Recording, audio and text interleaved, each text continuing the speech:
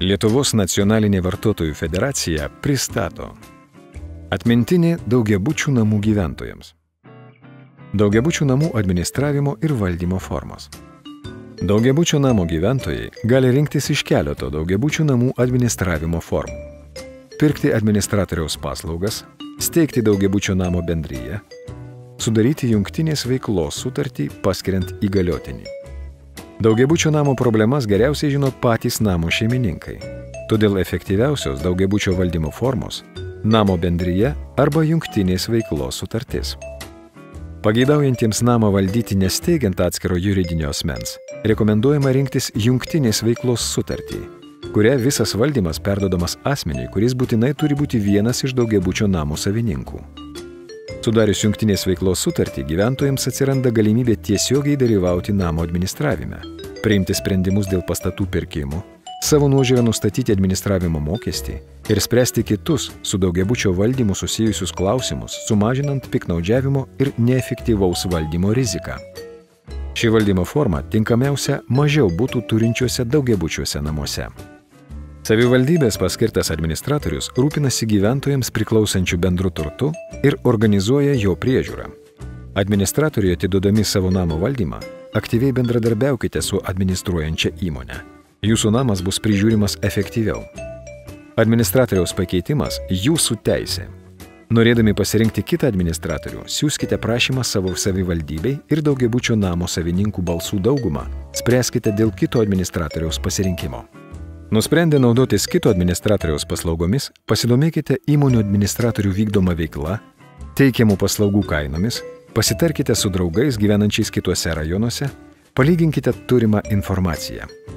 Pavyzdžiui, Vilniaus miesto gyventojai interaktyviojo žemėlapio pagalba gali palyginti daugiabučių namų valdymo praktiką skirtinguose rajonuose. Daugiabučių namų atnaujinimo, modernizavimo programa. Gali dalyvauti tik daugiabučiai namai. Daugiabutis namas turi būti pastatytas pagal iki 1993 metų galiojusius statybos techninius normatyvus. Daugiabučių namų atnaujinimo programa įgyvendinama pagal 2 modelius. Pirma, patys būsto savininkai rengia projektus ir juos įgyvendina per bendrijas, įgaliotinius, administruojančias įmones. Antra, pagal savivaldybių energinio efektyvumo didinimo programas. Namų energinio efektyvumo didinimo investicijų projektai rengiami savivaldybės iniciatyva, lėšas skolinasi savivaldybės paskirtas programos administratorius, o ne būsto savininkai. Darbų organizavimu, jų kokybė bei būsimais rezultatais rūpinasi savivaldybės paskirtas programos administratorius. Energinį efektyvumą didinančios priemonės, kurias remia valstybė. Pirma, šildymo ir karšto vandens sistemų pertvarkymas ar keitimas. Antra, ventiliacijos ir rekuperacijos sistemų pertvarkymas, keitimas ar įrengimas. Trečia, stogo šiltinimas. Ketvirta, fasado sienų šiltinimas. Penkta, balkonų ar lodžijų įstiklinimas. Šešta, laiptinių lauko durų ir tamburo durų keitimas. Septinta, butų ir kitų patalpų langų keitimas į mažesnio šilumos pralaidumo langus. Aštunta, rūsio perdangos šiltinimas. Devinta, liftų atnaujinimas. Gerieji sutaupimo pavyzdžiai. Klaipėda. Prieš renovaciją. 65 kvadratinių metrų 3 kambarių butas.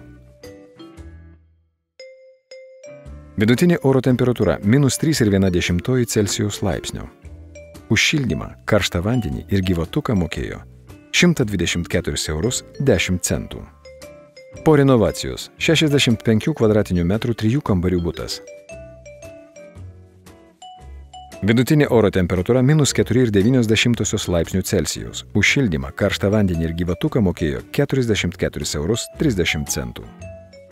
Kitais mėnesiais sutaupimai 75–80 procentų. Kaunas. Prieš renovaciją. 60 kvadratinių metrų butas sumokėjo 476 eurus 13 centų. Vidutiniškai per mėnesį 79 eurus 36 centus. Po renovacijos 157 eurus 4 centus. Vidutiniškai per mėnesį 26 eurus 17 centų. Kaip taupyti energiją daugiabučiuose namuose? Patarimai vartotojams. Pirma, jeigu turite galimybę, patys reguliuokite patalpų temperatūrą. Temperatūros namuose sumažinimas 5 laipsniais gali sutaupyti apie 25 procentus energijos. Antra. Rekonstruokite šildymo sistemą su galimybė reguliuoti šilumą kiekviename bute atskirai ir mokėkite tik už tiek šilumos, kiek suvartojote. Trečia. Daug šilumos iššvaistoma bendrojo naudojimo patalpose. Pro nesandarius rūsio, laiptinės, langus ir duris. Todėl būtina langus susandarinti, jeigu reikia įstiklinti, o esant galimybei pakeisti naujais. Norėdami taupyti šilumos energiją, turėtumėte pasirūpinti ir sandariomis laiptinės durimis. Ketvirta. Šilumos paskirstimo metodo pasirinkimas – šilumos ir karšto vandens vartotojų teisė. Penkta. Norėdami sužinoti, ar jūsų name energija naudojama efektyviai, galite savo iniciatyvą kreiptis į namo valdytoją, kuris nuo 2016 metų yra teisiškai įpareigojimas kiekvieną mėnesį nustatyti santykinius energijos suvartojimo rodiklius. Projekto rėmėjai. Projekto veiklos yra remiamos iš Lietuvos Respublikos valstybės biudžeto lėšų. Projekto partneriai – Valstybinė kainų ir energetikos kontrolės komisija, viešoji įstaiga Būsto energijos taupymo agentūra, Vilniaus miesto savivaldybė. Daugiau naujienų vartotojams – www.ekotop10.lt, www.vartotojųskundai.lt, www.vartotojųteisės.lt.